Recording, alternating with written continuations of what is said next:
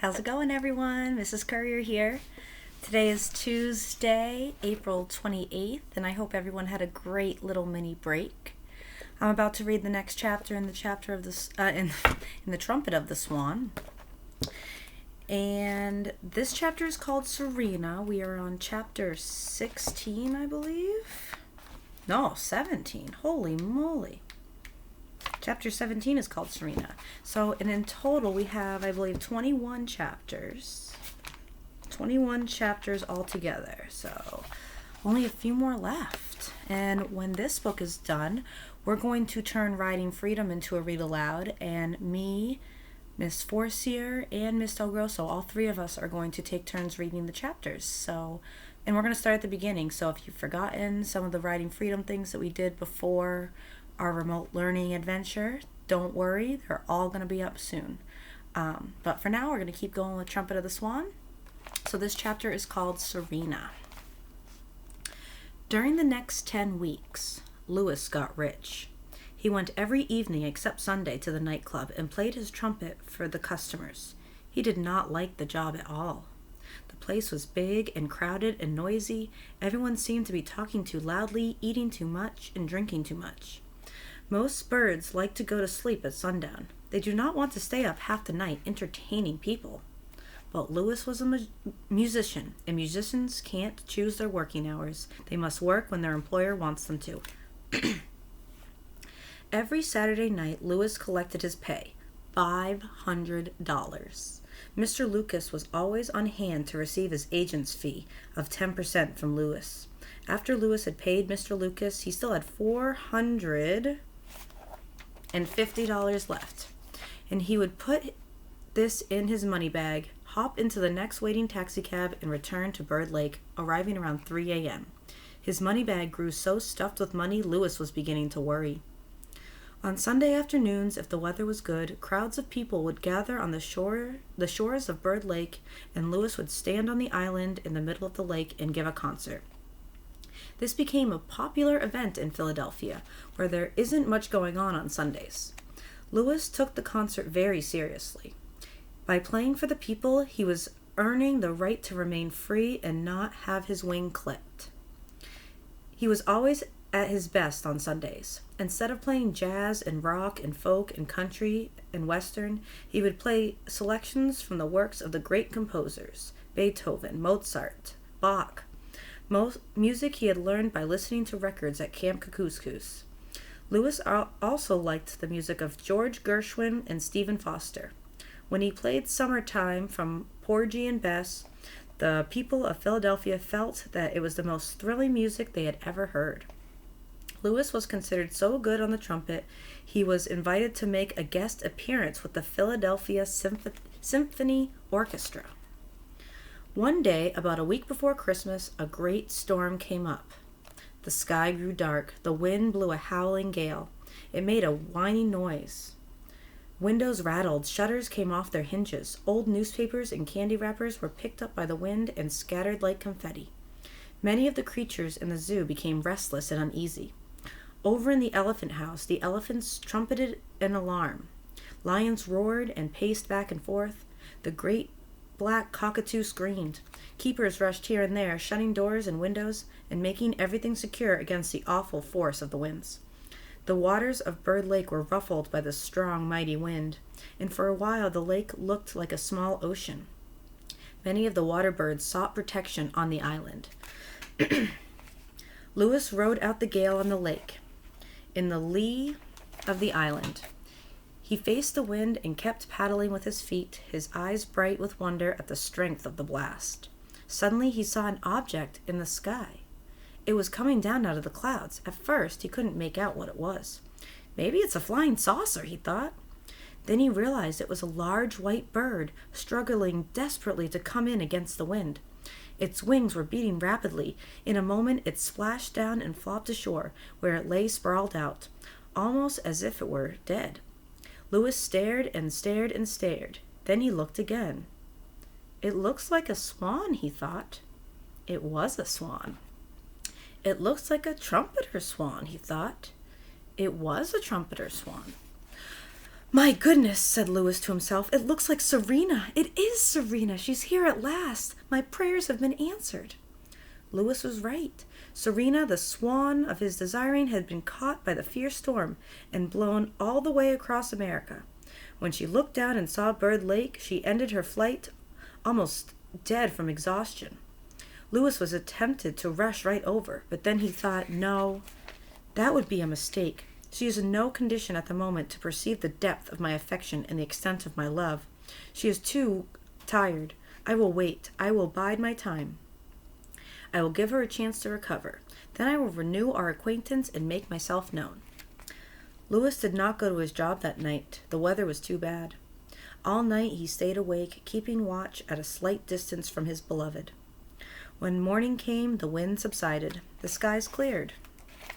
The lake grew calm. The storm was over. Serena stirred and woke. She was still exhausted and very mussy. Louis stayed away from her. I'll just wait, he thought. When in love, one must take risks, but I'm not going to risk everything with a bird who is too tired to see straight. I won't hurry and I won't worry. Back home on Upper Red Rock Lake, I was without a voice. She ignored me because I could not tell her of my love. Now, thanks to my brave father, I have my trumpet. Through the power of music, I will impress her with the intensity of my desire and the strength of my devotion. She will hear me say Ko-hoh. I'll tell her I love her in a language anybody can understand, the language of music. She will hear the trumpet of the swan, and she will be mine. At least, I hope she will. Usually, if a strange bird appeared on Bird Lake, one of the keepers would report its arrival to the head man in charge of birds, whose offices were in the birdhouse. The head man would then give the order to have the new bird pinioned, one of its wings clipped. But today, the keeper, who usually tended the waterfowl, was sick with the flu and had not come to work. Nobody noticed that a new trumpeter swan had arrived. Serena was being very quiet anyway. She was not attracting any attention. There were now 5 trumpeters on the lake. There were the original 3 captive swans, Curiosity, Felicity, and Apathy. There was, of course, Louis, and now there was a new arrival, Serena. Toward the end of the afternoon, Serena roused herself, looked at her surroundings, had a bite to eat, took a bath, then walked out of the water and stood for a long while preening her feathers. She felt distinctly better, and when her feathers were all smoothed out, she looked extremely beautiful. Louis trembled when he saw how truly lovely she was. He was again tempted to swim over and say Ko-hoh and see if she remembered him, but he had a better idea. There is no hurry, he thought. She's not going to leave Philadelphia tonight. I will go to my job, and when I get back from work, I shall abide near her all through the night. Just at daylight, I'll awaken her with a song of love and desire. She will be drowsy. The sound of my trumpet will enter her sleepy brain and overcome her with emotion. My trumpet will be the first sound she hears. I will be the first thing she sees when she opens her eyes. And she will love me from that moment on. Louis was well satisfied with his plan and began to make preparations. He swam ashore, removed his things, hid them under a bush, and returned to the water, where he fed and bathed. Then he fixed his feathers carefully. He wanted to look his best next morning, and when the meeting was about to take place. He drifted around for a while, thinking of all the songs he liked and trying to decide which one to play to wake Serena in the morning. He finally decided to play Beautiful Dreamer, Wake Unto Me. He had always loved that song. It was sad and sweet. She will be a beautiful dreamer, thought Louis. He was determined to play the song better than he had ever played it before. It was one of his best numbers. He really knew how to play it awfully well. Once, when he played it at one of his Sunday concerts, a music critic from Philadelphia newspaper heard him, and the next morning the paper said, "Some of his notes are like jewels held up to the light. The emotion he transmits is clean and pure and sustained." Louis had memorized that statement, and he was proud of it. Now he was anxious for morning to come, but he still had his job at the nightclub to go to. He knew the night would be long, and he wouldn't be able to sleep. Louis swam ashore to pick up his things. When he looked under the bush, he received a terrible jolt. His medal was there. His slate and his chalk pencil were there. His money bag was there. But where was his trumpet? His trumpet was gone. Poor Louis. His heart almost stopped. "Oh no," he said to himself. "Oh no." Without his trumpet, his whole life would be ruined. All his plans for the future would collapse. He was frantic with anger and fear and dismay. He dashed back into the water and looked up and down the lake. Far off, he saw a small wood duck that seemed to have something shiny in his mouth. It was the trumpet, all right. The duck was trying to play it. Louis was furious. He skimmed down the lake, going even faster than he had on the day he saved Applegate from drowning. He swam straight for the duck, knocked him on the head with a swift blow from his wing, and grabbed the precious trumpet. The duck fainted. Louis swiped the horn, blew the spit out of it, and hung it around his neck where it belonged. Now he was ready. Let the night come, let the hours pass. Let morning come when my beautiful dreamer wakes unto me. Night came at last. 9 o'clock came. Louis went off to work, riding in the cab. Many of the animals slept or snoozed. A few of them, the great cats, the raccoon, the armadillo, and the ones that enjoy the nighttime, prowled and became restless. Bird Lake was clothed in darkness. Most of the waterfowl tucked their heads under their wings and slept. At one end of the lake, the 3 captive swans, Curiosity, Felicity, and Apathy, were already asleep. Near the island, Serena, the beautiful Serena, was fast asleep and dreaming. Her long white neck was folded neatly back. Her head rested on soft feathers. Louis got home from work at 2 a.m. He flew in over the low fence and splashed down near Serena, making as little noise as possible.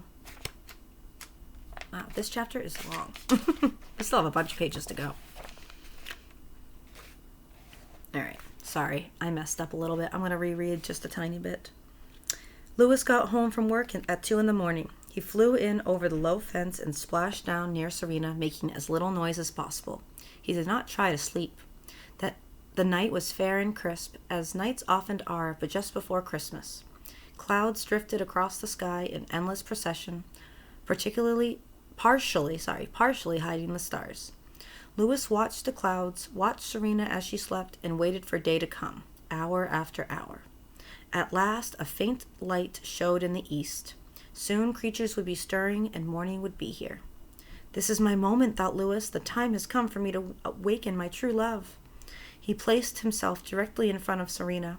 Then he raised the trumpet to his mouth. He tilted his head, and the horn pointed slightly upward toward the sky, where the first light was showing. He began his song. "Beautiful dreamer," he played, "wake unto me." The first 3 or 4 notes were played softly. Then, as the song progressed, the sound increased, and the light in the sky grew brighter. "Beautiful dreamer, wake unto me. Starlight and dewdrops are waiting for thee." Each note was like a jewel held onto the light. The sound of Louis's trumpet had never before been heard at this early dawn hour in the zoo, and the sound seemed to fill the whole world of buildings and animals and trees and shrubs and paths and dens and cages. Sleepy bears, dozing in their grotto, pricked up their ears. Foxes hiding in their dens listened to the sweet, dreamy sounds of the horn blown at the coming of light. In the lion house, the great cats heard. In the monkey house, the old baboon listened in wonder to the song. "Beautiful dreamer, wake unto me." The hippo heard the seal in his tank. The gray wolf heard, and the yak in his cage. The badger, the coon, the ring-tailed coyote, the skunk, the weasel, the otter, the llama, the white-tailed deer, they all heard. They listened, pricked up their ears at the song. The rabbit heard, the beaver heard, the snake, who has no ears. The wallaby, the possum, the anteater, the armadillo, the pigeon, the cockatoo, the flamingo, they all heard. All were aware that something out of the ordinary was happening. Philadelphians, waking from the sleep in their bedrooms where the windows were open, heard the trumpet. Not one person who heard the song realized that this was the moment of triumph for a young swan who had had a speech defect and who had conquered it. Louis was not thinking about his large, unseen audience of animals and people. His mind was not on bears or buffaloes and lizards and hawks and owls and the people in their bedrooms. His mind was on Serena, the swan of his choice, the beautiful dreamer. He played for her and only for her. At the first note of his trumpet, she woke. She raised her head and her neck straightened until her head was high. When she saw, what she saw filled her with astonishment. She gazed straight at Louis. At first, she could hardly remember where she was. Directly in front of her, she saw a handsome young male swan, a cob of noble proportions. Held against his mouth was a strange instrument, something she had never seen before. And from this strange instrument came sounds that made her tremble with joy and with love. As the song went on, as the light grew stronger, she fell hopelessly in love with this bold trumpeter who had awakened her from her dreams. The dreams of night were gone, her new dreams of day were upon her. She knew that she was in full of sensations she had never felt before, feelings of delight and wonder. She had never seen a finer looking young cob. She had certainly never seen any swan with so many personal possessions around his neck, and she had never been so thrilled by a sound in her whole life. Oh, she thought. Oh, oh, oh, oh. The song ended. Louis lowered his trumpet and bowed solemnly to Serena. Then he raised his horn again. Ko-hoh, he said. Ko-hoh, replied Serena. Ko-hoh, ko-hoh, said Louis through his trumpet. Ko-hoh, ko-hoh, replied Serena. Each felt drawn to the other by a mysterious bond. Louis swam once rapidly around Serena. Then Serena swam once rapidly around Louis. This seemed to amuse them. Louis dipped his neck and pumped it back and forth, and Serena did the same. Louis splashed a little water into the air, and then Serena also splashed a little water as well. It was like a game. It was love at long last for Louis. It was love at first sight for Serena. Then Louis decided to show off. I'll play her my own composition, he thought, the one I made up for her last summer at camp. Again he raised his trumpet. Oh, ever in the greening spring, by bank and brow retiring, for love shall I be sorrowing, and swans of my desiring. The notes were clear and pure. They filled the zoo with beauty. If Serena had been in any doubt before, she no longer was. She could succumb completely to his charm, this handsome musician, this rich and talented cob. Louis knew that his plan had succeeded. His beautiful dreamer had waked, and she had waked unto him. Never again will they be parted. All the rest of their lives they would be together. Thoughts of small quiet lakes in the woods where canebrakes grew and blackbirds sang filled Louis's mind. Thoughts of springtime and nesting and little cygnets. Oh, ever in the greening spring. Louis had been told once by his father what happened to deep-sea divers when they go too far, far down in the ocean. At great depths, where the pressure is great and the watery world is strange and mysterious, divers sometimes experience what they call the rapture of the deep. They feel so completely peaceful and enchanted they never want to return to the surface. Louis's father had warned him about this. Always remember when you dive deep, he had said, that this feeling of rapture can lead you to your death. No matter how wonderful you feel down there, don't forget to return to the surface where you can breathe again. Looking at Serena, Louis thought to himself, I think love is like the rapture of the deep. I feel so good I just want to stay right where I am. I'm experiencing rapture of the deep even though I'm right on top of the water. I have never felt so good, so peaceful, so excited, so happy. If love is like this on a cold day in December in the Philadelphia Zoo, imagine what it's going to be like in the spring on the remote lake in Canada. These were Louis's secret thoughts. He was the happiest bird alive. He was a real trumpeter swan at last. His defect of being without a voice had at last been overcome, and he felt very grateful to his father. Cautiously, he placed his head across Serena's long, beautiful white neck. It seemed like a very daring thing to do, but she seemed to like it. Then he backed away. Serena swam toward him. Cautiously, she placed her neck across his neck. It rested there for a moment, and then she swam away. What a darling thing, she thought, but he seems to like it. Oh, a daring thing, not darling. A daring thing. How pleasing to know that I have found an acceptable mate, A cob I can love and respect, a cob that appears to not only be musical, but also quite wealthy. Look at all those things, said Serena to herself. Her eyes feasted on the trumpet, the slate, the chalk pencil, the money bag, the life-saving medal. What a crazy cob, she thought. What a dressy fellow. They swam off together toward the other end of the lake where they could be alone. Then Louis, who was short on sleep, dozed off, while Serena ate her breakfast and fixed herself up. Oh, that was such a sweet chapter. I'm so excited that he gets to spend his life with Serena. Oh my goodness. All right, the next chapter is called Freedom, chapter 18, and I will read that one hopefully tomorrow. All right, that was a long one, guys, so I hope you stuck with me, and I'll talk to you soon. See you later.